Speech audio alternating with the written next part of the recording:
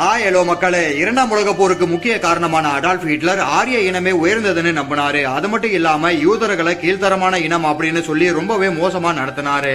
முதலாம் உலக போர்ல ஜெர்மனி தோல்வி அடைஞ்சதுக்கும் அந்த நாட்டோட பொருளாதாரம் அதல பாதாளத்துக்கு போனதுக்கும் முக்கிய காரணம் யூதர்கள் செஞ்ச துரோகம் தான் ஹிட்லர் நாட்டு மக்கள் கிட்ட பரப்ப ஆரம்பிச்சாரு.